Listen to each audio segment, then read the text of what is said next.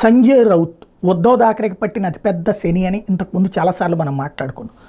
వాస్తవంగా బాలాసాహెబ్ థాకరే రాజకీయాల్లోకి తన కుటుంబం ఉండటానికి వీల్లేదని భావించాడు. కింగ్ మేకర్లుగా ఉండాలి కానీ కింగ్గా ఉండటానికి వీల్లేదని ప్రకటించాడు. అందుకే మాతోశ్రీ అని పేరు పెట్టినటువంటి సందర్భం. మాతృమూర్తిలాగా మనం పెద్దరికంగా ఉండాలి తప్పించి మరొకటి లేదన్నట్టు. అట్లాంటి ఈవెన్ ఉద్ధవ్ థాకరే కూడా ఎలాంటి ఇంట్రెస్టు లేదు. అప్పట్లో వాస్తవంగా బాలాసాహెబ్ థాకరే ఉన్నప్పుడు రాజ్ థాకరే చూసుకుంటుండేవాడు. అట్లాగే నారాయణ రాణే ఇట్లాంటి వాళ్ళు, మనోహర్ జోషి ఇట్లాంటి వాళ్ళు సీఎంలు డిప్యూటీ సీఎంలు అవుతుంటాం.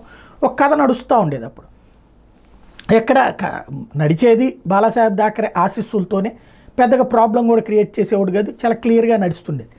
కానీ ఆ తర్వాతన ఆయన పోయిన తర్వాతన ఒక దెబ్బతిన్న తర్వాతన బీజేపీ ఎదగటం ప్రారంభించిన తర్వాతన ఉద్ధవ్ థాకరే భార్యకి తన బిడ్డ సీఎం కావాలన్నటువంటి ఆలోచనతో ప్రారంభమైతే ఆవిడ ఆలోచనని పసిగట్టినటువంటి సంజయ్ రౌత్ మాజీ జర్నలిస్టు, అదే ఇప్పటికి కూడా సామ్నా పత్రిక నడుపుతుంటాడు. వాస్తవంగా ఆ సామ్నా పత్రిక కారణంగా ఇతరులతో స్నేహం ఉంది, అందులో శరద్ పవార్తో కూడా స్నేహం ఉంది. శరద్ పవార్ తరఫున కోవర్ట్ ఆపరేషన్ చేసి ఉద్ధవ్ థాకరేని వాస్తవంగా ఇటు పక్కకి తీసుకురావడానికి కారణమైనడు అతనే. దాంతోనే ప్రారంభమైంది భారతీయ జనతా పార్టీకి శివసేనకి మధ్యన విభేదాలు. ఉద్ధవ్ థాకరే చేతను ముఖ్యమంత్రి పదవికి పట్టుబట్టించింది, ఆ తర్వాతన బీజేపీ శివసేనల మధ్యన తెగతెంపులు చేయించింది సంజయ్ రౌతే. వాళ్ళ ఆవిడ ఇతను ఇద్దరు కలిసి, ఏదో ఉద్ధవ్ థాకరే భార్య ఈయన కలిసి చేసిన ప్రెషర్తో ఉద్ధవ్ థాకరే తలొగ్గాడు.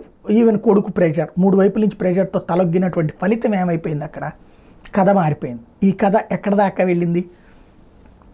చివరికి వీళ్ళతో కలిసి ప్రభుత్వం ఏర్పాటు చేసి సీఎం అదిగో నేనే చేయించాను మీ ఆయన సీఎం అని చెప్పి మరింత దగ్గర అయ్యాడు ఉద్ధవ్ థాకరే భార్యకి. ఆ తరువాతన అది ప్రజల్లో ఏమైనా పనికొచ్చిందా? ఈడిచ్చే సలహాలతోనే కొంత ప్రభుత్వం నడిచింది. దాని పర్యవసానం పరమనాశనం అయింది. 2/3 మెజార్టీతో. ఏది ఓ పక్కన చీలిపోయింది శివసేన చీలడానికి కారణం వాడే, అట్లాగే ఎన్సీపీ చీలడానికి కారణం అజిత్ పవార్ కానీ ఇటు పక్కన వీళ్ళు కానీ. ఇదంతా కూడా ఓ పక్కన అందరికీ కనబడుతుంది, ప్రపంచం అందరికీ కనబడుతుంది. కానీ వాళ్ళు పిల్లి కళ్ళు మూసుకుని పాలు తాగినట్టుగా శరద్ పవార్ పట్టించుకోలేదు, తర్వాత ఉద్ధవ్ థాకరే పట్టించుకోలేదు. ఫలితం వాళ్ళిద్దరు నామమాత్రంగా మిగిలిపోయారు. ఇప్పుడు బొంబాయి మున్సిపల్ కార్పొరేషన్ ఎన్నికలు జరగబోతున్నాయి. ఈ సందర్భంగా బీజేపీకి హయ్యెస్ట్ వస్తాయి. ఆ తర్వాత స్థాయిలో 50-55 దాకా శివసేన ఉద్ధవ్ థాకరే వర్గానికి వచ్చే అవకాశం ఉందన్నటువంటి చర్చ నడుస్తోంది. అలాంటి సందర్భంలో ఆ ప్రిపరేషన్ మీటింగ్లో సంజయ్ రౌత్ మాట్లాడడానికి కూర్చుంటే మాతోశ్రీ భవనంలో తలుపులు వేసేసి అతని చితక బాదారట. నీ మూలంగానే అసలు శివసేన ఈ స్థితికి వచ్చింది.